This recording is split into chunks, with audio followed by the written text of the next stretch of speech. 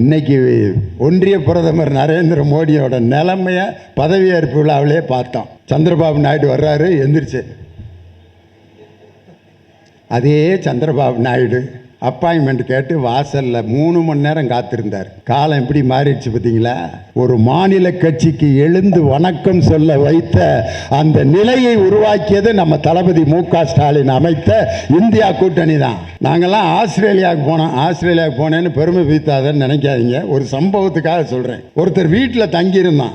அந்த வீட்டில் பாத்ரூமுக்கு தாப்பாவே கிடையாது. ஏண்டான்னு கேட்டால், இங்கே எதுக்குமே நாங்கள் தாப்பாரே யூஸ் பண்ணுறது இல்லைங்க. சின்ன பிள்ளைய போய் கதவை சாத்திட்டு சூசைட் பண்ணிக்குதுங்க, அதனால் தாப்பாலே போட மாட்டோம், நீங்கள் பாட்டு ஃப்ரீயாக குளிங்க அப்படிங்கிறேன். எப்பட்றா டேய்? அப்புறம் நான் ஒரு ஐடியா பண்ணேன், நம்மள்ட்ட தான் கைவசம் இருக்கேன். பாத்ரூமை தாப்பா போடாமல் வச்சுட்டு சத்தமாக பாட்டு பாடிக்கிட்டே குளிக்கிறது. முருகன் பாட்டிலேருந்து ஆரம்பிக்கிறது. அழகென்ற சொல்லுக்கு முருகா அப்படின்னே குளிக்கிறது. அந்த ஆஸ்திரேலியாக்காரரு லியோனி குளிச்சுக்கிட்டு இருக்காரு, யாரும் உள்ளே போகாதீங்கன்ட்டு. எப்படி வெறும் பாட்டா பாடி இப்படி தாப்பா போடாத பாத்ரூமில் எப்படி கஷ்டப்பட்டுக்கிட்டு வேதனையோட பயந்து குளிப்பானோ, அதே நிலைமை தான் இன்னைக்கு ஒன்றிய பிரதமர் நரேந்திர மோடிக்கு. நிதிஷ்குமார், சந்திரபாபு நாயுடு எப்போ என்ன பேசுவாங்களோ அப்படின்னு பயந்து ஆட்சி நடத்தி கொண்டிருக்கக்கூடிய நிலைக்கு இன்னைக்கு பாஜக தள்ளப்பட்டிருக்கு. நரேந்திர மோடியோட கேரக்டர் இன்னைக்கு எப்படி மாறி போச்சு பார்த்தீங்களா? எப்படி பேசிட்டு இருந்தவர், ஏப்ரல் 19 को 4 चौका 400 இடத்த பிடிப்போம்னார். 4 चौக்காக இல்லை, இப்போ 3 चौக்காக இல்லை, 2 चौக்காக சிங்கி அடிக்க வேண்டியதாயிருச்சு. அரசியல் சட்டத்தை மாற்றுவேன் என்ற நரேந்திர மோடியை பாராளுமன்றத்திற்குள் அரசியல் சட்ட புத்தகத்தை எடுத்து அம்பேத்கர் உருவாக்கிய சட்ட புத்தகத்திற்கு முத்தம் கொடுக்க வைத்தவர் நம் தளபதி மு.க. ஸ்டாலின். இந்த அரசியல் சட்டத்தை என்னால் மாற்ற முடியும் என்று கொக்கரித்த பாரத ஒன்றிய பிரதமருக்கு அரசியல் சட்டத்து புத்தகத்தை எடுத்து முத்தம் கொடுத்த டிராமா தான் அது. அவர் என்னைக்கு டிராமா போடாமல் விட்டார்? நம்ம தமிழ்நாட்டு மேடையில் வந்தோன்னே நான் அந்த போட்டோவை ஊர் பூரா காமிச்சேன். உலகத்தில் இப்படி ஒரு கூழ கும்பிடு போட்ட பிரதமரை நீங்கள் எங்கேயாவது பார்த்துருக்கீங்களான்னு. யாரை வேணாலும் நம்பலாம், இந்த கும்பிடு போகிற ஆளை மட்டும் நம்பவே கூடாது. இப்படித்தான் ஒரு கலெக்டர்கிட்ட ஒரு பியூன் வேலை பார்த்துக்கிட்டு இருந்தேன், முனியாண்டி. அவன் பேர் முனியாண்டி. ஐயா சொல்லுங்க ஐயா, வாடா வர்றேங்க ஐயா. ஐயா ஐயா ஐயா செருப்பு எடுத்து வைப்பேன், வேட்டியை முடிச்சு வைப்பேன். ஐயா ஐயா ஆமாங்கய்யா, இல்லைங்கய்யா ஆமாங்கய்யா. முனியாண்டி ஐயா, நீங்கள் தாயா என் தெய்வம், வாழ்க்கையே நீங்கள் தான்யா அப்படின்ற முனியாண்டி. கலெக்டர் பங்களாவில் ஒரு கேணி இருந்துச்சு. அதில் கலெக்டர் தண்ணி அரைச்சி குளிச்சுக்கிட்டு இருக்காரு. திடீர்னு தவறி கிணத்துல விழுந்துட்டாரு கலெக்டர். முனியாண்டி ஐயா முனியாண்டி.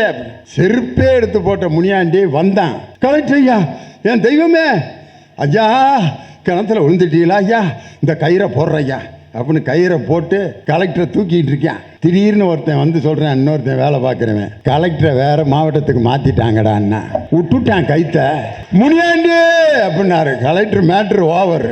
இந்த கூழ கும்பிடு போடுறவன் கலெக்டரை எப்படி சாகடிப்பானோ, அதே மாதிரி கூழ கும்பிடு போட்டு இந்த தமிழகத்தை ஏமாற்றலாம் என்று நினைத்த நரேந்திர மோடியினுடைய அகங்காரத்திற்கு சவுக்கடி கொடுத்த தலைவர் நம் தளபதியார். அவருடைய தேர்தல் பிரச்சாரம் எவ்வளவு அழகா, எவ்வளவு நாகரிகமாக இருந்துச்சு.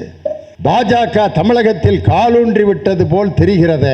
அதை பற்றி என்ன நினைக்கிறீர்கள்? தலைவர் சொன்னார், காலூன்றட்டும் அப்புறம் பார்த்து கொள்ளலாம் அப்படின்னார். ஊனட்டும் அப்புறம் நான் நேருக்கு நேர் சந்திக்கிறேன்டான்ற தைரியம் என் தங்கள் தளபதிக்கு மட்டும்தான் இந்த தைரியம். அது என் தானை தலைவர் டாக்டர் கலைஞர் போட்டு கொடுத்த பாதையில் இன்று இந்த தமிழகத்தை வெற்றிகரமாக நடத்தி கொண்டிருக்கக்கூடிய நம் தங்க தளபதி அவர்களுக்கு பாராட்டு.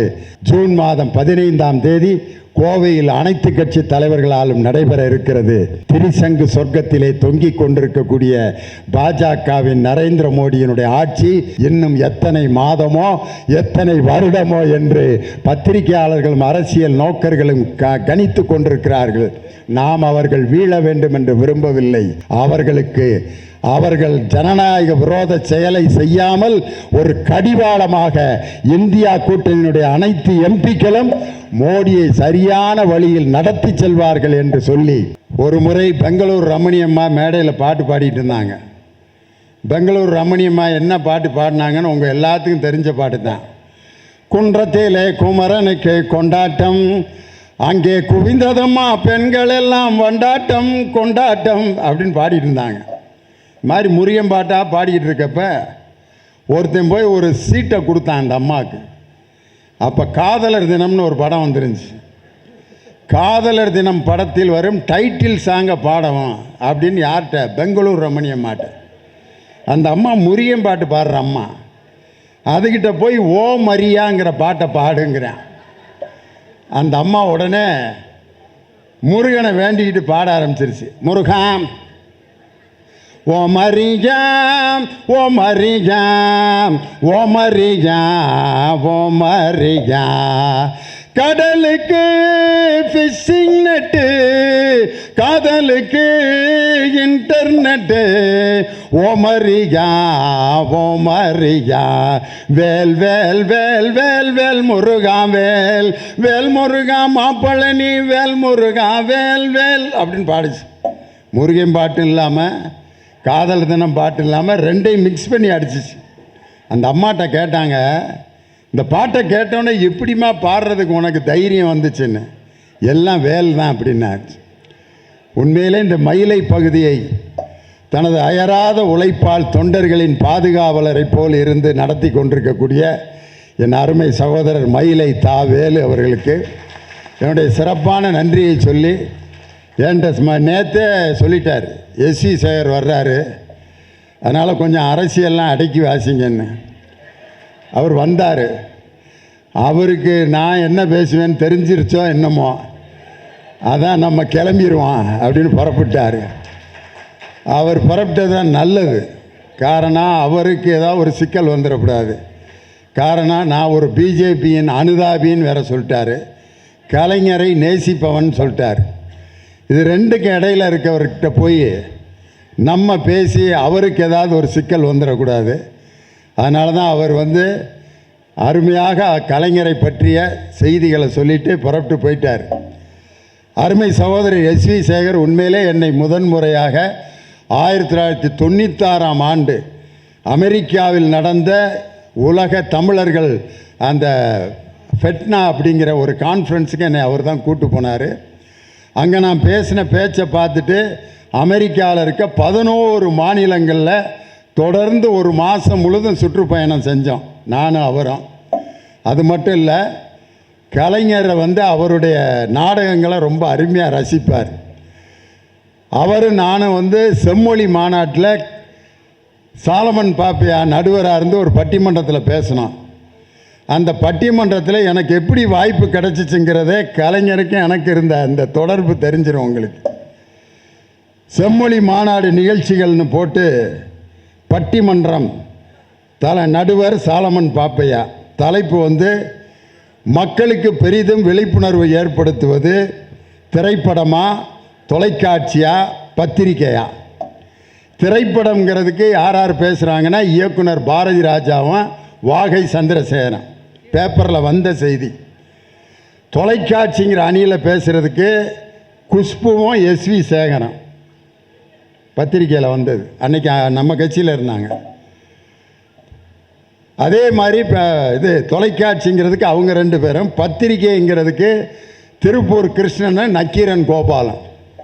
இப்படி பத்திரிக்கையில் வெளியாயிருச்சு. தலைவர் பாரதி ராஜாவோட தெற்கித்து பொண்ணு அப்படிங்கிற சீரியலோட 2000 சீரியலோடைய அந்த விழாவுக்கு ரேடிசன் ஹோட்டலுக்கு வந்திருக்காரு கலைஞர். அப்போ நான் பக்கத்தில் அபிராமி ராமநாதன் உட்காந்துருந்தார். அவர் எந்திரிச்சு பேச போனோன்னா கலைஞர் தலைவருக்கு பக்கத்தில் இருந்த சீட்டு காலி ஆயிடுச்சு. நான் போய் பக்கத்தில் போய் உட்காந்தேன். தலைவரை, 15 வருஷமாக திமுக மேடையில் பட்டிமன்றம் நடத்திக்கிட்டு இருக்கேன். செம்மொழி மாநாட்டில் பட்டிமன்றத்தில் எனக்கு வாய்ப்பு கொடுக்காம யாராருக்கோ கொடுத்துருக்கீங்களே தலைவரை, பேப்பரை பாருங்கன்னு. உடனே அதை பார்த்துட்டு, சண்முகநாதன் இவா அப்படின்னார். உடனே பேப்பரில் அந்த இடத்துல குஷ்பு பேரை அடிச்சுட்டு திண்டுக்கல் லியோனி அப்படின்னு எழுதி நாளைக்கு இதை ப்ரெஸ்ஸில் ரிலீஸ் பண்ண அப்படின்னார். ஒரு தொண்டன் கேட்ட ஒரு கோரிக்கையை அந்த இடத்திலேயே நிறைவேற்றிய தலைவர் முத்தமிழறிஞர் டாக்டர் கலைஞர். அந்த செம்மொழி மாநாட்டில் நான் பேசின அந்த பேச்சு இருக்கு பாருங்க. அந்த பேச்சு அந்த செம்மொழி மாநாட்டில் கோயம்புத்தூரில் நடந்தப்ப அன்னைக்கு நம்ம ஆளுங்கட்சி தலைவர் முதலமைச்சர், அன்னைக்கு ஜனாதிபதியாக பிரதீபா பாட்டீல் இருந்தாங்க. அவங்கெல்லாம் மேடையில் உட்காந்துருக்காங்க. பட்டிமன்றம் அதுக்கு முந்தின நாள் நடந்தது. அப்போ அந்த பட்டிமன்றத்தில் நான் பேசும்போது சொன்னேன், இன்றைக்கி நம்ம முதல்வர், தமிழக முதல்வர், இன்றைய கட்சி தலைவர் தளபதியார் அந்த மேடையில் கடைசியில் உட்காந்துருந்தார். அப்போ அவர் கழுத்தில் டேக் போட்டிருந்தார், செம்மொழி மாநாடு அப்படின்ட்டு ஸ்டாலின் அப்படிங்கிற அந்த டேக்கை தொங்க விட்டுருந்தார். எங்களுக்கும் டேக் கொடுத்துருந்தாங்க. நான் கழட்டி பாக்கெட்டில் வச்சுருந்தேன். அப்போ நான் மேடையில் பேசும்போது சொன்னேன், எனக்கே போலீஸ்காரங்க சல்யூட் அடித்து உள்ளே அனுப்புகிறாங்க, துணை முதலமைச்சராக இருக்கவர் டேக் போட்டு உட்காந்துருக்காருன்னா தமிழுக்கு முன்னாடி எல்லோரும் சமம் என்று நினைத்த தலைவர் தளபதி தான் அப்படின்ட்டு அவரை சொன்னேன். அன்னைக்கு கலைஞர் டேக் போடாமல் உட்காந்துருந்தார். அடுத்த நாள் 3வது நாள் நிகழ்ச்சிக்கு டேக் எடுத்து மாட்டியிருந்தார் தலைவர். நான் கேட்டேன், நேற்று போடல, ஏன் தலைவர் இன்னைக்கு போட்டீங்க? நேற்று தான் நீ சொன்னீலடா, தமிழுக்கு முன்னாடி எல்லாரும் டேகு போடணும்னு சொன்னேல, அதனால தான் காலையில் என் டேகு தொங்கிட்டு இருந்துச்சு, எடுத்து மாட்டிட்டு வந்தேன்னு சொல்லி ஒரு தொண்டன் சுட்டி காட்டியதை கூட நினைவு வைத்து அந்த செம்மொழி மாநாட்டினுடைய அந்த அடையாள அட்டையை நெஞ்சிலே தொங்க போட்டு 3ஆம் நாள் ஜனாதிபதியுடன் மேடையில் அமர்ந்த தலைவர் தான் முத்தமிழறிஞர் டாக்டர் கலைஞர் என்ற அற்புதமான தலைவர். இன்றைக்கி இந்த அருமையான நிகழ்ச்சியில் கலந்துக்கிட்டு இருக்க எங்களுடைய அருமை சகோதரர் குட்டி, நாங்கள்லாம் அப்படி தான் கூப்பிடுவோம். தலைவருடைய பேர் இருக்கிறதுனால அந்த பேரை சொல்லி கூப்பிடக்கூடாதுன்ட்டு குட்டி என்ற ஜெ கருணாநிதி தியாகராயனருடைய சட்டமன்ற உறுப்பினர் நேற்று இந்த தென் சென்னை மாவட்டத்தினுடைய கம்பீரமான செயலாளராக இருந்து இன்றும் இந்த அரங்கத்திற்குள் வாழ்ந்து கொண்டிருக்கக்கூடிய எனது அருமை அண்ணன் ஜே அன்பழகன் அவர்களுடைய நினைவு நாள். நான் என்னுடைய ஆஃபீஸ் முடிஞ்சு அவர் புதைக்கப்பட்டிருக்கக்கூடிய இடம், அது புதைக்கப்பட்ட இடம் அல்ல, திராவிட முன்னேற்ற கழகத்தின் ஒரு வஜ்ரத்தூண் விதைக்கப்பட்ட இடம். அது அந்த இடத்துல அஞ்சலி செலுத்தி ஒரு 5 நிமிஷம் அவரை நினைத்து அழுதுட்டு தான் வந்தேன். அப்படிப்பட்ட ஒரு கம்பீரமான ஒரு தலைவர் இனிமேல் திராவிட முன்னேற்ற கழகத்திற்கு கிடைக்க மாட்டான். அந்த ஜே அன்பழகன் அவர்களுடைய வழித்தோன்றலாக இன்று இந்த தியாகராய நகர் சட்டமன்ற உறுப்பினராக இருக்கும் என்னுடைய அருமை சகோதரர் குட்டி, அருமை தம்பி அவருடைய மகன் ராஜா அன்பழகன் அவர்களுக்கும், இந்த மேடையில் அமர்ந்திருக்கக்கூடிய பகுதி கழகத்தினுடைய செயலாளர்கள் ஏழுமலை, நந்தனம், மதி, முரளி மற்றும் எல்லோருக்கும் என்னுடைய நன்றியை சொல்லி அருமையான ஒரு நிகழ்ச்சியை இன்றைக்கி நடத்திக்கிட்டு இருக்கோம். 40க்கு 40 என்ற வெற்றியை இன்று தமிழகத்தில் பெற்றுத்தந்த நம் தளபதியாருக்கு கோவையிலே 15ஆம் தேதி பாராட்டு விழா நடக்குது. எப்படி இந்த வெற்றி சாத்தியமானது அப்படின்னு நம்மலாம் யோசிக்கிறோம். எப்படி இந்த வெற்றி நமக்கு சாத்தியமானது? ஒரு மனிதனுடைய வாய் தான் காரணம். அது யாருன்னு உங்களுக்கே தெரியும். ஒரு பத்திரிகையாளரை சந்திப்பது எப்படி என்பதற்கு இலக்கணமே நம் தானை தலைவர் டாக்டர் கலைஞர் தான்.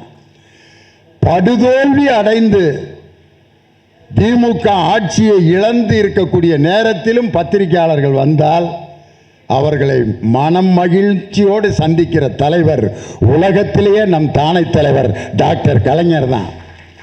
திமுக தேர்தலில் தோல்வியடைந்து விட்டதே அப்படின்னதுக்கு அவர் சொல்றாரு, தோல்வி அடைந்தது உங்களுக்கு வருத்தமாக தெரியவில்லையான்னு. மக்கள் எனக்கு வாக்களிக்கவில்லை, என்னை புறக்கணித்து விட்டார்கள் என்ற எண்ணம் எனக்கு இதுவரை வந்ததே இல்லை. ஒரு தாய் தன் குழந்தையை கொஞ்சிக் கொண்டிருக்கும் பொழுது அந்த தாயின் முகத்தில் அந்த குழந்தை சிறுநீர் கழித்து விட்டாள் என்பதற்காக குழந்தையை தாய் தூக்கி எறிவதில்லை, அந்த சிறுநீரை துடைத்துவிட்டு மீண்டும் அந்த குழந்தைக்கு தாய் எப்படி முத்தம் கொடுப்பாளோ அதுபோல்தான் மக்கள் என்னை புறக்கணித்தாலும் அவர்களை தொடர்ந்து நான் நேசிப்பேன்னு அந்த நேரத்தில் கூட பத்திரிகையாளர்களை சந்திக்கிற ஆற்றல் நம்ம தலைவருக்கு தான் உண்டு. வேதனையில் கூட நகைச்சுவையாக பேசுவார். எம்ஆர் ராதாவை அரெஸ்ட் பண்ணி ஒரு இடத்துல உட்கார வச்சுருக்காங்க. ஒரு 15 பேர்த்தோட எம்ஆர் ராதா உட்காந்துருக்கார். அப்போ டிஜிபி ஆஃபீஸில் உட்கார வச்சுருக்காங்க எம்ஆர் ராதாவை. அவர் மேலே இருக்கிற படங்களெல்லாம் வரிசையாக பார்க்குறாரு. பழைய டிஜிபி படம்லாம் இருக்குது. சென்டரில் திருவள்ளுவர் படம் இருந்துச்சு. எம்ஆர் ராதா கேட்குறாரு, ஏண்டா திருவள்ளுவரும் இங்கே டிஜிபியாக இருந்தாரா? எதுக்கடா அவர் படத்தையும் இவங்களோட மாட்டி வச்சுருக்காங்க அப்படின்னாரு. அரெஸ்ட் பண்ணி உட்கார வச்சிருக்கப்போ கூட ஒரு நகைச்சுவை வெளிப்படுத்துகின்ற எம்ஆர் ராதா. உண்மையிலே முத்தமிழறிஞர் டாக்டர் கலைஞரை நினைக்கும் பொழுது உலக அரசியல் தலைவர்களின் வரலாற்றில் ஒரு குரலுக்காக கோடிக்கணக்கான மக்கள் கைதட்டிய அந்த காந்த குரல், கம்பீர குரல் நம் தானை தலைவர் டாக்டர் கலைஞரின் குரல் தான். என் உயிரினும் மேலான அன்பு உடன்பிறப்புகளே, அந்த வார்த்தைக்கு என்ன சக்திங்கிறீங்க? அதற்கு அடுத்த சக்தியாக இன்று முத்துவேல் கருணாநிதி ஸ்டாலின் என்னும் நான். இன்னைக்கு இந்தியாவே ஒலித்து கொண்டிருக்கிறது இந்த குரல். காரணம், இந்தியா கூட்டணியை அமைத்து இன்று நரேந்திர மோடிக்கு ஒரு சிம்ம சொப்பனம் போல இந்த தேர்தல் முடிவை வழங்கி தந்த பெருமை நம் தளபதி மு.க. ஸ்டாலின் அவர்களுக்கு தான் உண்டு. காரணம், நரேந்திர மோடியோட கேரக்டர் இன்னைக்கு எப்படி மாறி போச்சு பார்த்தீங்களா? எப்படி பேசிட்டு இருந்தவர், ஏக் டிலைட் கார் சுக்கோ ஹே ஆப்கி பார் April 19 को 4 चौका 400 இடத்த பிடிப்போம்னார். 4 चौக்காக இல்லை, இப்போ தீன் चौக்காக இல்லை, 2 चौக்காக சிங்கி அடிக்க வேண்டியதாயிருச்சு. அரசியல் சட்டத்தை மாற்றுவேன் என்ற நரேந்திர மோடியை பாராளுமன்றத்திற்குள் அரசியல் சட்ட புத்தகத்தை எடுத்து அம்பேத்கர் உருவாக்கிய சட்ட புத்தகத்திற்கு முத்தம் கொடுக்க வைத்தவர் நம் தளபதி மு.க. ஸ்டாலின். இந்த அரசியல் சட்டத்தை என்னால் மாற்ற முடியும் என்று கொக்கரித்த பாரத ஒன்றிய பிரதமருக்கு அரசியல் சட்டத்து புத்தகத்தை எடுத்து முத்தம் கொடுத்த ட்ராமா தான் அது. அவர் என்னைக்கு ட்ராமா போடாமல் விட்டார்? நம்ம தமிழ்நாட்டு மேடையில் வந்தோன்னே நான் அந்த போட்டோவை ஊர் பூரா காமிச்சேன். உலகத்தில் இப்படி ஒரு கூலக்கும்பிடு போட்ட பிரதமரை நீங்கள் எங்கேயாவது பார்த்துருக்கீங்களான்னு. யாரை வேணாலும் நம்பலாம், இந்த கும்பிடு போகிற ஆளை மட்டும் நம்பவே கூடாது. இப்படித்தான் ஒரு கலெக்டர்கிட்ட ஒரு பியூன் வேலை பார்த்துக்கிட்டு இருந்தேன், முனியாண்டி அவன் பேர். முனியாண்டி ஐயா சொல்லுங்க ஐயா, வாடா வர்றேங்க ஐயா ஐயா ஐயா ஐயா, செருப்பு எடுத்து வைப்பேன், வேட்டியை முடிச்சு வைப்பேன், ஐயா ஐயா ஆமாங்க ஐயா, இல்லைங்க ஐயா ஆமாங்க ஐயா.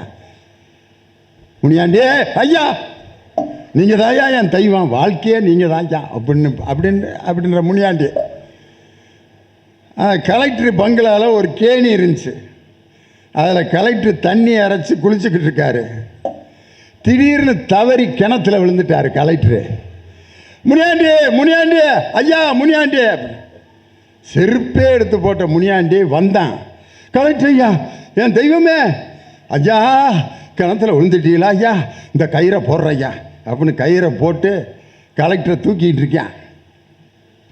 திடீர்னு ஒருத்தன் வந்து சொல்கிறேன், இன்னொருத்தன் வேலை பார்க்குறவன், கலெக்டரை வேறு மாவட்டத்துக்கு மாற்றிட்டாங்கடான்னா. விட்டுட்டான் கைத்த. முனியாண்டி அப்படின்னாரு. Collector matter over. இந்த கூலக்கும்பிடு போடுறவன் கலெக்டர் எப்படி சாகடிப்பானோ அதே மாதிரி கூலக்கும்பிடு போட்டு இந்த தமிழகத்தை ஏமாற்றலாம் என்று நினைத்த நரேந்திர மோடியினுடைய அகங்காரத்திற்கு சவுக்கடி கொடுத்த தலைவர் நம் தளபதியார். அவருடைய தேர்தல் பிரச்சாரம் எவ்வளவு அழகா, எவ்வளவு நாகரிகமாக இருந்துச்சு. எனக்கும் தலைவருக்கும் எப்படிப்பட்ட உறவு இருந்துச்சு தெரியுமா? கலைஞர் அரங்கத்தில் அறிவாலயத்தில் எங்கள் பட்டிமன்றம் நடக்கும். திடீர்னு பார்த்தா ஒரு 50 போலீஸ் உள்ள நுழைவாங்க. பயந்துட்டேன் நான். போச்சுரா, ஏதோ மேடையில் பேசிட்டேன் போல இருக்கு, முடிஞ்ச பிறகாவது அரெஸ்ட் பண்ணலாம். இன்னும் பட்டிமன்ற ரெக்கார்டிங்கே தொடங்கலை. தீபாவளி சிறப்பு பட்டிமன்றம் ஆரம்பிக்க போகிறேன். போலீஸ் ஒரு 50 பேர் வந்துட்டாங்க. வந்து ஐயா அப்படின்னா சர்த்தேன் வீட்டுக்கு செல்லில் கூப்பிட்டு ஒரு 2 பேண்ட்டு சட்டை ஒரு லுங்கி மட்டும் எடுத்து வை, ஏற்றிட்டாங்க எப்படியும் ஒரு 15 நாளாவது போட்டுருவாங்க அப்படின்னு சொல்லிக்கிட்டு இருக்கேன். ஐயா சொல்லியா அப்படின்னு, முதலமைச்சர் உங்கள் பட்டிமன்றத்தை பார்க்க வர்றாரு, முன்னால் சீட்டு போட போகிறோம் அப்படின்னாங்க. ஐயோ, தீபாவளி ரெக்கார்டிங்க எதுக்கியா முதலமைச்சர், உங்கள் ரசிகரியா அவர் பார்க்க வரணுன்ட்டாருன்னு. ஒரு பட்டிமன்ற ரெக்கார்டிங்கை ஒரு முதலமைச்சர் முன்வரிசையில் அமர்ந்து 2.5 மணி நேரம் ரசிக்கக்கூடிய ஒரு ரசிகன் யாருன்னா அது நம் தானை தலைவர் டாக்டர் கலைஞர் தான். அவர் என் பட்டிமன்றத்தில் அவர் ரசித்த ஜோக்குகளை சொல்லுவார். இந்த மத்தியானம் சினிமா பார்க்குறதுக்கு டிக்கெட் எடுத்துகிட்டு வருவாங்கல்ல, அதை சொல்கிறப்ப எனக்கு ரொம்ப பிடிக்கும் லியோனி அப்படிம்பார். மத்தியானம் 2:30 மணி ஆட்டத்துக்கு எங்கள் ஊர் தேட்டரில் டிக்கெட் எடுத்துகிட்டு வருவோம். ஒரு 20 வருஷத்துக்கு முன்னாடி இதெல்லாம். இப்போ தான் தேட்டர் ஏசி தேட்டர் ஆயிடுச்சு. வெயிலில் வந்துட்டு உள்ளுக்க எந்த சீட்டு காலியாக இருக்குது, எதில் ஆள் உக்காந்துருக்கான்னு தெரியாது. அவன் ஒவ்வொருத்தையும் மூஞ்சியாக தடவிட்டே வருவான். இங்கடா சீட்டவே காண. அவன் மூஞ்சி சீட்டு மாதிரியா இருக்க, அங்கிட்டு போட அப்படின்னு சாரின்ட்டு கடைசிக்கு ஒரு இடத்துல சீட்டு இருந்துச்சு. ஆஹா சீட்டு இருக்குடான்னு. அதில் பார்த்தீங்கன்னா சாயிறது இருக்குது, உட்கார்றது இல்லை. ஒரு சேர் போட்டிருக்கேன் தேட்டரு, அதுக்கு உள்ளே உட்காந்தவன் காணான்.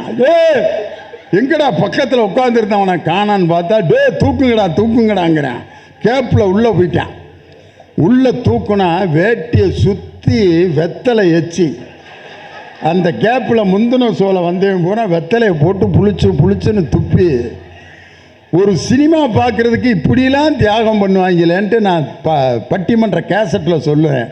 அதை தலைவர் இப்படிலாம் சொன்னேன். எனக்கு ரொம்ப பிடிக்கும் அந்த நகைச்சுவை. இன்னொரு அவர் ரசித்த நகைச்சுவை சொல்லுவார். ஒரு கிராமத்தில் வந்து ஒரு பெரியவர் ஆற்றுல குளிக்க போயிருக்காரு. வேட்டியை அலசி 2 பனைமரத்துக்கு இடையில கட்டி காய போட்டு உள்ளே குளிச்சுக்கிட்டு இருக்காரு. அவர்கிட்ட ஒரே ஒரு வேட்டி தான். எப்படி குளிச்சுக்கிட்டு இருப்பாருன்னு யோசனை பண்ணி பாருங்கள். ஒன்றும் இல்லாமல் குளிச்சுக்கிட்டு இருக்காரு, ஒரு வேட்டியை கட்டி போட்டு. திடீர்னு அந்த கிராமத்தில் இருக்க பொம்பளையெல்லாம் சினிமா படம் போட போகிறாங்கக்கா, திரையை கட்டிட்டாங்க வாங்கன்ட்டு அந்த வேட்டிக்கு இந்த பக்கம் ஒரு 50 பொம்பளை உட்காந்துருக்குதுங்க. கிழமே ஒன்றும் இல்லாமல் குளிச்சுக்கிட்டு இருக்காரு. எப்படி இருந்திருக்கான் அவர்? என்னடா அது பொம்பளைய சத்தமாக கேட்குதுன்னு வேட்டிக்கு அடியில் பார்க்குறாரு. 50 பொம்பளைய உட்காந்துருக்குதுங்க, படம் போட போகிறாங்கன்னு.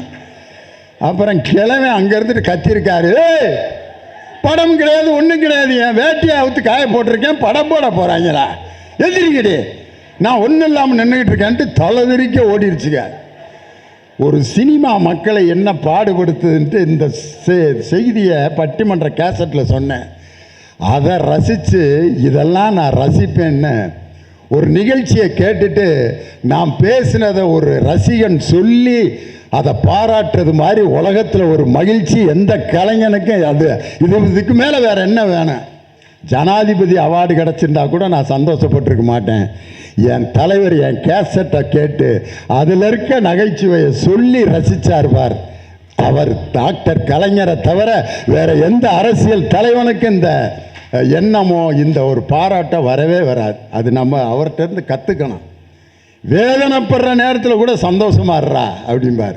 இடுக்கன் வருங்கால் நகுகன்னு வள்ளுவர் சொன்னதை வாழ்க்கையில் கடைப்பிடித்த தலைவர் அவர் தான். வேதனைப்படுற நேரத்தில் கூட அவர் மகிழ்ச்சியாக இருப்பார், யாரையும் கஷ்டப்படுத்த மாட்டார்.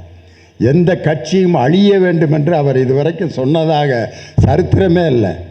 இங்கே ஒரு பேச்சு அங்கே ஒரு பேச்சு கிடையவே கிடையாது. ஒன்றிய பிரதமர் நரேந்திர மோடி தமிழ்நாட்டுக்கு வந்தோன்னே என் தமிழ் சொந்தங்களே அப்படின்னார். ஒரிசாவில் போய் இங்கே இருக்க பூரி சங்கராச்சாரியா ஜெகநாதர் கோயிலில் இருக்க சாவியை தமிழங்க திருடிட்டு போயிட்டாங்கன்னு. ஏன்னா தமிழ்நாட்டில் தேர்தல் முடிஞ்சிருச்சு. இங்கே தமிழ் சொந்தங்களேன்னு சொல்லிட்டு தமிழ் தேர்தல் முடிஞ்சோன்னா ஒரிசாவில் போய் தமிழர்களை திருடர்கள்னு சொல்கிறார். ராமரே அவரை காப்பாற்றலை. ராமர் கோயிலை வச்சு ஜெயிச்சிடலாம், மக்கள் ராமர் கோயில் கட்டினதுனால நமக்கு வாக்களிப்பார்கள் நினைத்த அந்த கனவை தகர்த்தெறிந்து ராமர் கோயில் கட்டிய அந்த 5 தொகுதிகளிலும் பாஜக தோல்வி அடைந்திருக்கிறது என்று சொன்னால் ராமரை அரசியலுக்கு பயன்படுத்தியதை மக்கள் ஏற்றுக்கொள்ளவில்லை அப்படிங்கிறத இந்த தேர்தல் முடிவே காட்டுது. இன்னைக்கு ஒன்றிய பிரதமர் நரேந்திர மோடியோட நிலைமையை பதவியேற்பு விழாவிலே பார்த்தோம். சந்திரபாபு நாயுடு வர்றாரு, எந்திரிச்சு அதே சந்திரபாபு நாயுடு அப்பாயின்மெண்ட் கேட்டு வாசலில் 3 மணி நேரம் காத்திருந்தார். காலம் எப்படி மாறிடுச்சு பார்த்தீங்களா? ஒரு மாநில கட்சிக்கு எழுந்து வணக்கம் சொல்ல வைத்த அந்த நிலையை உருவாக்கியது நம்ம தளபதி மு.க. ஸ்டாலின் அமைத்த இந்தியா கூட்டணி தான். நாங்கள்லாம் ஆஸ்திரேலியாவுக்கு போனேன்னு பெருமை பீத்தாதன்னு நினைக்காதீங்க. ஒரு சம்பவத்துக்காக சொல்கிறேன். ஒருத்தர் வீட்டில் தங்கியிருந்தான். அந்த வீட்டில் பாத்ரூமுக்கு தாப்பாவே கிடையாது. ஏண்டான்னு கேட்டால், இங்கே அது எதுக்குமே நாங்கள் தாப்பாரே யூஸ் பண்ணுறது இல்லைங்க, சின்ன பிள்ளைய போய் கதவை சாத்திட்டு சூசைட் பண்ணிக்குதுங்க, அதனால் தாப்பாலே போட மாட்டோம், நீங்கள் வாட்டி ஃப்ரீயாக குளிங்க அப்படிங்கிறேன். எப்பட்றா டேய்? அப்புறம் நான் ஒரு ஐடியா பண்ணேன், நம்மள்ட்ட தான் கைவசம் இருக்கே, பாத்ரூமை தாப்பா போடாமல் வச்சுட்டு சத்தமாக பாட்டு பாடிக்கிட்டே குளிக்கிறது. முருகன் பாட்டிலேருந்து ஆரம்பிக்கிறது, அழகென்ற சொல்லுக்கு முருகா அப்படின்னே குளிக்கிறது. அந்த ஆஸ்திரேலியாக்காரரு லியோனி குளிச்சுக்கிட்டு இருக்காரு, யாரும் உள்ளே போகாதீங்கன்ட்டு. எப்படி வெறும் பாட்டாக பாடி இப்படி தாப்பா போடாத பாத்ரூமில் எப்படி கஷ்டப்பட்டுக்கிட்டு வேதனையோடு பயந்து குளிப்பானோ அதே நிலைமை தான் இன்றைக்கி ஒன்றிய பிரதமர் நரேந்திர மோடிக்கு. நிதிஷ்குமார், சந்திரபாபு நாயுடு எப்போ என்னன்னு பேசுவாங்களோ அப்படின்னு பயந்து ஆட்சி நடத்தி கொண்டிருக்கக்கூடிய நிலைக்கு இன்னைக்கு பாஜக தள்ளப்பட்டிருக்கு. முத்தமிழறிஞர் டாக்டர் கலைஞரை பற்றி அவரும் நானும், அவருக்கு எனக்கு ஏற்பட்ட அனுபவங்களை நிறைய சொல்லலாம். உதாரணத்துக்கு, நான் பள்ளிக்கூடத்தில் வாத்தியாராக வேலை பார்க்கும்போது இதே மாதிரி தான் போலீஸ்காரங்க வந்தாங்க. பாடம் நடத்திக்கிட்டு இருக்கேன், ஆக்சிஜன் தயாரித்தல் நடத்திக்கிட்டு இருக்கேன். பொட்டாசியம் குளோரேட்டையும் மேங்கனீஸ் டை ஆக்சைடையும் 3:1 என்ற விகிதத்திலே கலந்து வெப்பப்படுத்தினால் ஆக்சிஜன் உண்டாகும் அப்படின்னு சொல்லிகிட்டு இருக்கேன். ஒரு 5 போலீஸ்காரங்க வகுப்பு வாசலில் ஐயா அப்படின்னாங்க. இன்னும் ஒரு வாரத்துக்கு முன்னாடி எதுவும் எங்கேயும் பேசலையே, என்ன ஆச்சு, எதுக்கு வந்திருக்காங்க போலீஸ்காரங்க? என்னென்னா, கலெக்டர் உங்களை வர சொன்னார் அப்படின்னு. திண்டுக்கல் கலெக்டர். என்னடா ஒரு சாதாரண பள்ளிக்கூட வாத்தியாரை கலெக்டர் எதுக்குடா வர சொல்லியிருக்காருன்னு மத்தியானம் சாப்பிட போகிறப்ப கலெக்டர் ஆஃபீஸுக்கு போய் அந்த அன்னைக்கு இருந்த கலெக்டரை போய் பார்க்குறேன். நான், என்னங்கய்யா எதுக்கு கூப்பிட்டு வர சொன்னீங்க? முதலமைச்சர் உங்கள் பட்டிமன்ற கேசட்டு பூரா கேட்டு வாங்கிட்டு வர சொல்லியிருக்காரு, எங்கே கிடைக்கும்னு கேட்டார். மதுரை ராம்ஜி ஆடியோ நிறுவனத்தில் கிடைக்கும்னு சொல்லி நான் பேசின 11 தலைப்புகள் அடங்கிய அத்தனை கேசட்டுகளையும் முதலமைச்சர் கேட்கணும்னு விரும்புகிறாரு, வாங்கிட்டு வர சொன்னாருன்னு சொல்லி என்னுடைய அனைத்து கேசட்டுகளையும் கேட்க ஆரம்பித்த அன்று தான் கலைஞருக்கும் எனக்கும் ஒரு நெருக்கம், ஒரு நட்பு அப்போ தான் தொடங்குச்சு. அதுக்கப்புறம் அவரை எங்கே பார்த்தேன் அப்படின்னா, திருச்சி ரயில்வே ஸ்டேஷனில். அப்போ பட்டிமன்றம்லாம் டிவியில் வர ஆரம்பிச்சிருச்சு. அப்போ திருச்சி ரயில்வே ஸ்டேஷனில் நான் நின்றுட்டுருக்கேன். தலைவர் அப்போ ட்ரெயினில் போகிறார். தலைவர் ட்ரெயினில் போகிறாரு. அதுக்கு அடுத்த ட்ரெயினில் நான் சென்னைக்கு போனேன். போலீஸ்காரங்க விட மாட்டேன்ட்டாங்க. முதலமைச்சர் போகிறாரு, போ, ஓன் ட்ரெயின் வர்றப்போ வாங்க, வெளியே போங்க அப்படின்னு துரத்துறேன். அடே இரியா அப்படின்ட்டு எப்படியோ தப்பிச்சு கேப்பில் பூந்து உள்ளே வந்துட்டேன். தலைவருக்கு பக்கத்தில் திருச்சி சிவா நின்றுட்டு இருந்தார். நான் ஓரத்தில் அங்கே நின்றுட்டு இருக்கேன். என்னை பார்த்துட்டார். லியோனி இங்கே வாங்க, தலைவர் உங்களை பார்ப்பார், இங்கே வாங்க, உங்களை பற்றி தான் பேசிகிட்டு இருந்தார் மத்தியானம், வாங்க அப்படின்னு கூப்பிட்டு கொஞ்சம் பக்கத்தில், தலைவர் பக்கத்தில் என்னை நிப்பாட்டினார். தலைவர் வரலன்னா, தலைவர் உள்ளே வர்றாரு. டாக்டர் கலைஞர் வாழ்க, டாக்டர் கலைஞர் வாழ்கன்ட்டு ஒரு 50 பேர் சால்வியை வச்சுட்டு நிற்கிறாங்க. தலைவர் நேராக அவங்கள்ட்ட போகாமல் என்கிட்ட வந்தார். கைகாலெலாம் உதறுது. என்னடா ஒரு தலைவர் நம்ம பக்கத்தில் வந்து நிற்கிறாரு. உன் பட்டிமன்றத்தை டெல்லியில் கேட்டேன், நல்லா இருந்துச்சு அப்படின்னு கன்னத்தில் ஒரு தட்டு தட்டினார். அப்போ திருச்சியில் மூர்த்தின்னு ஒரு கலெக்டர் இருந்தார். அவர் உடனே என் கையை பிடிச்சி, அடுத்து திண்டுக்கல் எம்பி நீ தான் அப்படின்னார். கன்னத்தில் தட்டினோன்னு உடனே எம்பி ஆக்கி ஒரு மனுஷனை மட்டையை கட்டுறதுல இப்படியா இருப்பீங்க அப்படின்னு கன்னத்தில் தட்டி அன்னைக்கு உன் பட்டிமன்றத்தை நான் டெல்லியில் கேட்டேன்னு வீட்டுக்கு வா அப்படின்னு சொன்னார். அன்று தான் நான் முதல் முறை நேரடியாக அந்த தலைவனை சந்தித்தேன். அதன் பிறகு என்னுடைய பட்டிமன்ற கேசட்டுகளை எல்லாம் கேட்டுட்டு ஒரு இளைஞரணி நடத்திய கலைஞருடைய பவள விழா கலைவாணர் அரங்கத்தில் நடந்தது. அதில் இளைஞரணி மத்தியானம் 4 to 6, மகளிர் அணி 6 to 8 வரிசையாக நிகழ்ச்சி நடக்குது. தலைவருடைய பிறந்த நாள். இளைஞரணி சார்பாக நான் பட்டிமன்றம் நடத்துகிறேன். கலைஞரின் விஞ்சிய புகழுக்கு காரணம் அரசியலா இலக்கியமான் அந்த பட்டிமன்றம் நடக்குது. அப்போ இளைஞரணி செயலாளராக இன்றைக்கி இருந்த நம்ம தலைவர் அவர் சொல்கிறாரு, தலைவர் உங்கள் பட்டிமன்றத்தை கேட்க வர்றேன்னு இருக்காரு, கொஞ்சம் வெயிட் பண்ணுங்கன்ட்டு. 4, 4:30 ஆச்சு, 4:45 ஆச்சு, தலைவர் வரவே இல்லை. தலைவர் வரலைங்க அப்படின்னு ஆரம்பிங்க அப்படின்ட்டார். பட்டிமன்றம் தொடங்கி ஒரு 2 மணி நேரம் முடிஞ்சிருச்சு. முடிஞ்சோடனே தலைவர்கிட்ட கேட்டேன், என்னங்க கடைசி வரைக்கும் தலைவர் வரவே இல்லைன்னு. பட்டிமன்றம் ஆரம்பிச்சோடனே வந்துட்டார். பக்கத்தில் கலைவாணர் அரங்கத்தில் அந்த பக்கத்து அறையில் உட்காந்து உங்கள் பட்டிமன்றத்தை ஸ்பீக்கரில் ஆடியோவில் போட்டு கேட்டுட்ருக்காரு. ஏங்க பட்டிமன்றம் நடக்கிறப்ப 1 மணி நேரம் ஏங்க அங்கே உட்காந்துருந்தார் அப்படின்னு. ஒரு பட்டிமன்ற கலைஞன் நிகழ்ச்சி நடத்தும் போது அவனுக்கு இடையூறாக நான் உள்ளே போகக்கூடாதுன்னு சொல்லி அந்த இடத்துல நான் இன்னொரு அறையில் உட்காந்து கேட்டுட்டு இருந்தார். கேட்டு முடிச்சுட்டு தலைவரை பார்க்கணும், கூட்டி போங்கன்னு. இப்போ இருக்க நம்ம தலைவர் கூட்டி போனார். போனோன்னு என்னை பார்த்துட்டு ரொம்ப அருமையாக இருந்துச்சு, ஸ்பீக்கரில் கேட்டேன் அப்படின்னு என் கன்னத்தில் ஒரு முத்தம் கொடுத்தார். கலைஞரிடம் நான் வாங்கிய அந்த முத்தம்தான் எனக்கு ஆஸ்கார் விருது கிடைத்தால் கூட நான் அவ்வளவு சந்தோஷப்பட்டிருக்க மாட்டேன். ஒரு கலைஞனின் பட்டிமன்றத்தை கேட்டு ஒரு முத்தம் கொடுத்தாரு. இது மாதிரி 3 முத்தம் வாங்கியிருக்கேன் அவர்கிட்ட. கலைமாமணி விருது வாங்க ஒரு பெரிய அரங்கத்தில் நடந்துச்சு. அப்போ அண்ணன் பருதி இளவழுதி செய்தி மக்கள் தொடர்புத்துறை அமைச்சர் அவர் தான் எல்லாத்துக்கும் விருது கொடுத்துக்கிட்டு இருக்காரு. தலைவர் உட்கார்ந்து தான் இருந்தார். என் பேர் அனௌன்ஸ் பண்ணுறாங்க. என் கூட யார் யார் விருது வாங்கினாங்கன்னா அனுஷ்கா, ஆர்யா அவங்கெல்லாம் என் கூட விருது வாங்கினாங்க. கலைமாமணி என் பேர் அனௌன்ஸ் பண்ணுறாங்க, திண்டுக்கல் லியோனி பட்டிமன்ற நடுவர் அப்படின்னு. எனக்கு அடுத்து பட்டிமன்ற பேச்சாளர் சத்தியசீலன் அவர் பேரை அனௌன்ஸ் பண்ணாங்க. அவரால் மேடைக்கு நடந்து வர முடியாமல் கஷ்டப்பட்டார். நான் அவரை கையை பிடிச்சி கூட்டிகிட்டு வந்து அவருக்கு விருது வாங்க வச்சுட்டு அதுக்கு பின்னாடி நான் வந்தேன். தலைவர் அதை அப்படியே பார்த்துட்டே இருந்தார். பார்த்துட்டு பருதியை கூப்பிட்டு, மற்றவங்களுக்கெல்லாம் நீ கொடு, லியோனிக்கு நாங்கள் தான் கொடுப்பேன் விருதை அப்படின்னு சொல்லி கலைமாமணி விருதை எனக்கு அவர் போட்டு விட்டு அப்போ ஒரு முத்தம் கொடுத்தாரு. இது 2வது முத்தம்.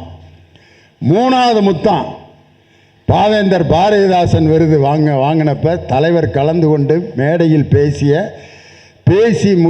நடத்திய கடைசி நிகழ்ச்சியாக தான் கலைஞர் அரங்கத்தில் நடந்தது.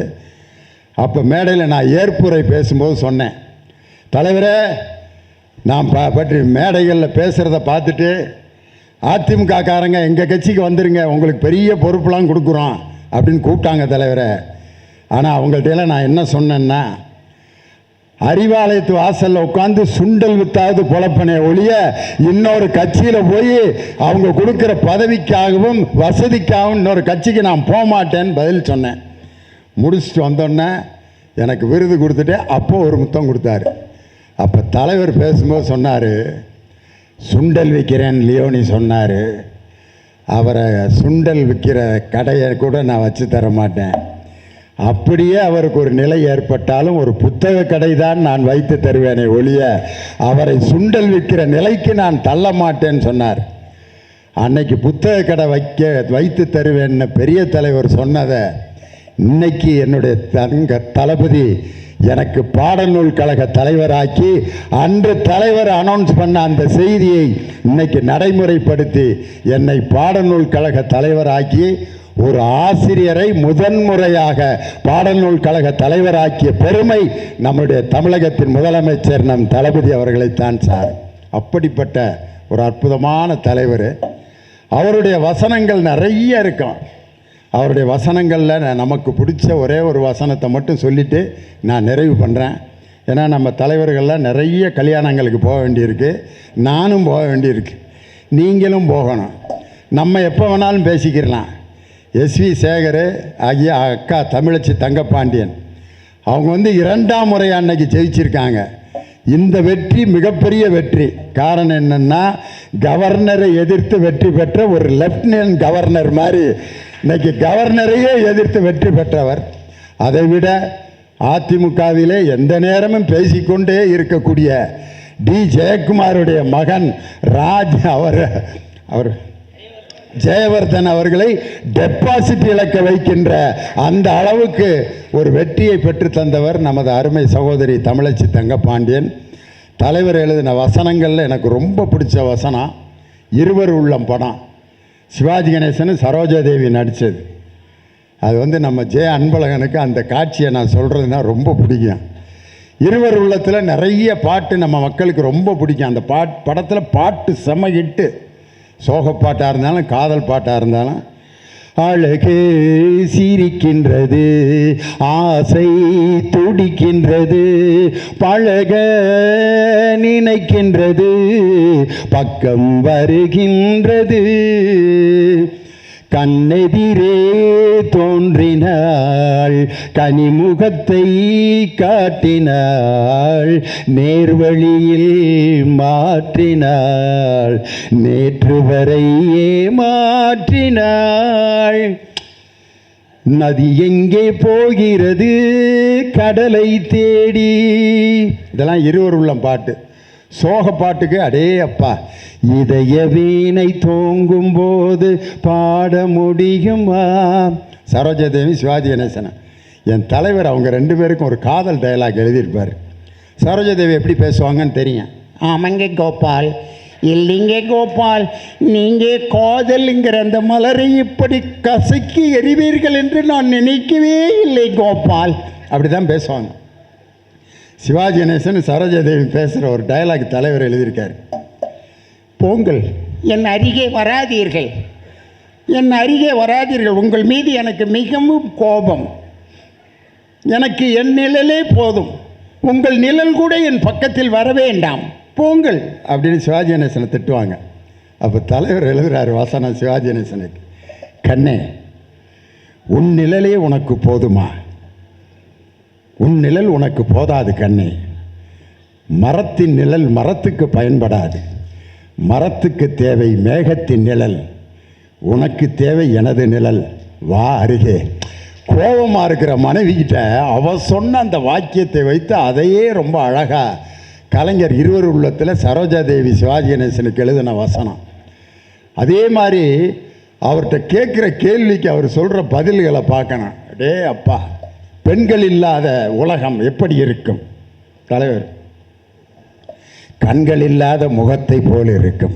டக்குன்னு கண்கள் இல்லாத முகத்தை போல் பெண்கள் இல்லாத உலகம் இருக்கும். ஒரு குழந்தை பிறக்கும்போது ஏன் இப்படி அழுகிறது, இங்கா இங்கா என்று அழுகிறது? அந்த குழந்தை ஏன் இங்கா இங்கா என்று அழுகிறது என்றால், இங்கா வந்து பிறந்தோம் என்று நினைத்து வேதனையோடு அழுகிறது. ஒரு குழந்தையினுடைய அழுகுரலுக்கு கூட விளக்கம் சொல்லக்கூடிய ஆற்றல் நம்ம தலைவருக்கு. கோழி முதலா முட்டை முதலா கேட்குறான் ஒரு பத்திரிக்கைக்காரன். கோழி முதலா முட்டை முதலா? தலைவர், கோழி வியாபாரிக்கு கோழி முதல், முட்டை வியாபாரிக்கு முட்டை தான் முதல்னார். என்ன உண்மையிலேயே அவருடைய கேள்வியும் பதிலும் அப்படி அருமையாக இருக்கான்.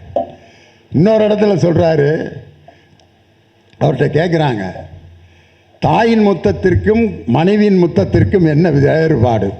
ஒரு பத்திரிகைக்காரன் இதெல்லாமா கேட்பாங்க ஒரு முதலமைச்சர்கிட்ட. ஆனால் அதுக்கும் பதில் சொல்கிறார், தாயின் முத்தம் குடிக்கின்ற பாலை போன்றது, மனைவியின் முத்தம் சுவைக்கின்ற தேனை போன்றது. தேனை தொடர்ந்து சுவைக்க முடியாது, பாலை தொடர்ந்து உணவாக சாப்பிடலாம். என்னய்யா, யாருக்கு இந்த மாதிரி ஒரு கற்பனைலாம் உலகத்தில் வேறு எந்த தலைவருக்கு வராது. பிபி ஷெனாயின்னு ஒரு காவல்துறை அதிகாரி ரிட்டையர் ஆகிறார். தலைவரை அதுக்கு பாராட்டு பேசுகிறதுக்கு கூப்பிட்ருக்காங்க. மேடைக்கு போனோன்னே தலைவர், வட இந்தியாவையும் தென்னிந்தியாவையும் இணைத்த தலைவர் பிபி ஷெனாய் அப்படின்னார். நான் எங்கடா போய் வட இந்தியாவையும் தென்னிந்தியாவையும் நான் எப்படா இணைச்சேன் அப்படின்னார். தலைவர் சொல்கிறார், பிபி என்பது தென்னிந்தியாவில் ஊதப்படும் வாத்தியம், ஷெனாய் என்பது வட இந்தியாவிலே ஊதப்படும் வாத்தியம். பிபி ஷெனாய் வட இந்தியாவையும் தென்னிந்தியாவையும் இணைத்த பெருமை பிபி ஷெனாய்க்கு உண்டு. அவர் என் தாய் தேப்பன் கூட இப்படி நினச்சி பேர் வச்சுருக்க மாட்டாங்க. இந்த மனுஷன் இந்த பேரில் இவ்வளவு ஒரு ஆராய்ச்சியா? அப்படி நுட்பமும் நுணுக்கமும் அவருக்கு மாதிரி வேற யாருக்குமே வராது.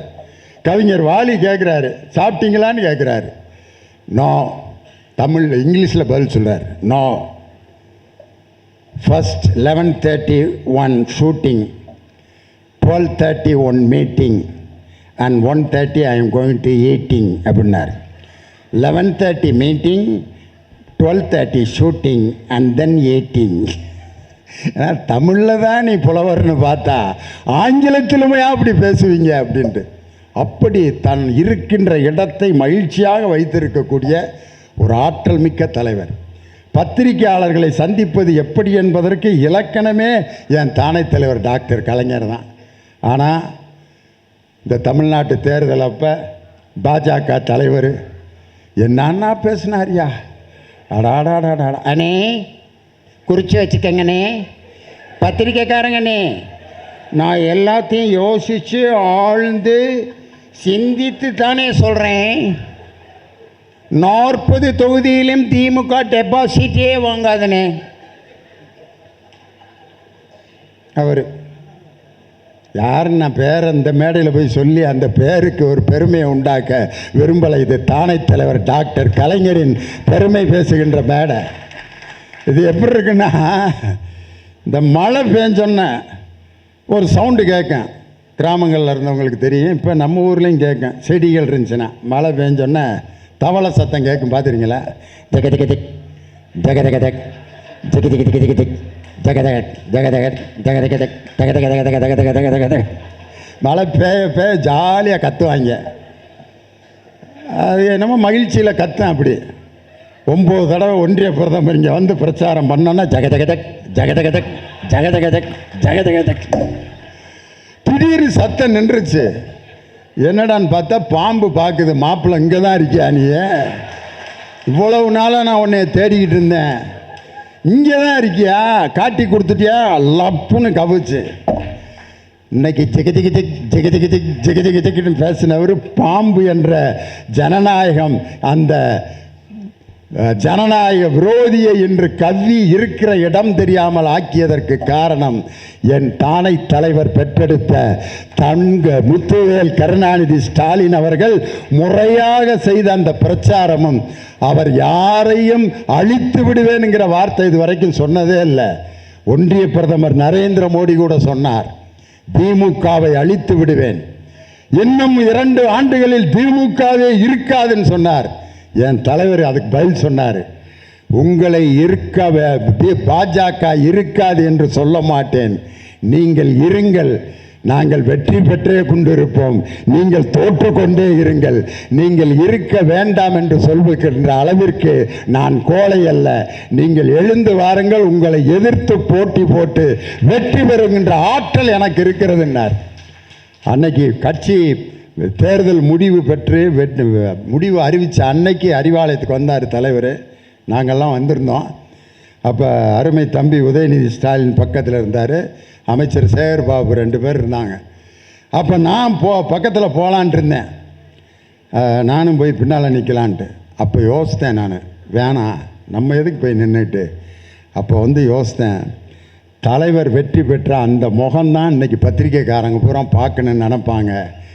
நம்ம அவருக்கு பின்னாடி நம்ம முகத்தை திரையில் காட்டணுங்கிறது அவசியம் இல்லை.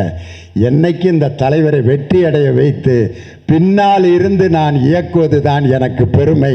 நான் அந்த கேமராவுக்கு முன்னாடி போக மாட்டேன்னு அன்னைக்கு பத்திரிகையாளர்களிடம் சொன்னேன்.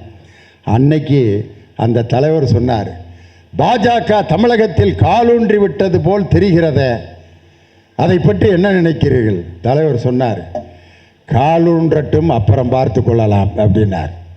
ஊனட்டும், அப்புறம் நான் நேருக்கு நேர் சந்திக்கிறேன்டான்ற தைரியம் என் தங்கள் தளபதிக்கு மட்டும்தான் இந்த தைரியம். அது என் தானை தலைவர் டாக்டர் கலைஞர் போட்டு கொடுத்த பாதையில் இன்று இந்த தமிழகத்தை வெற்றிகரமாக நடத்தி கொண்டிருக்கக்கூடிய நம் தங்க தளபதி அவர்களுக்கு பாராட்டு ஜூன் மாதம் 15ஆம் தேதி கோவையில் அனைத்து கட்சி தலைவர்களாலும் நடைபெற இருக்கிறது. திரிசங்கு சொர்க்கத்திலே தொங்கிக் கொண்டிருக்கக்கூடிய பாஜகவின் நரேந்திர மோடியினுடைய ஆட்சி இன்னும் எத்தனை மாதமோ எத்தனை வருடமோ என்று பத்திரிகையாளர்களும் அரசியல் நோக்கர்களும் கணித்து கொண்டிருக்கிறார்கள். நாம் அவர்கள் வீழ வேண்டும் என்று விரும்பவில்லை.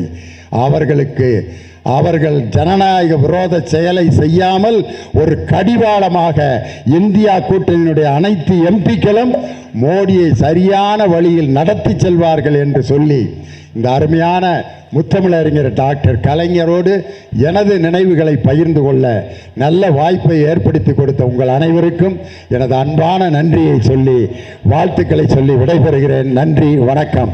டாக்டர் கலைஞர், டாக்டர் கலைஞர், தமிழக முதல்வர் தளபதி ஸ்டாலின், தமிழக முதல்வர் தளபதி ஸ்டாலின், இளைய தலைவர் உதயநிதி ஸ்டாலின், இளைய தலைவர் உதயநிதி ஸ்டாலின்.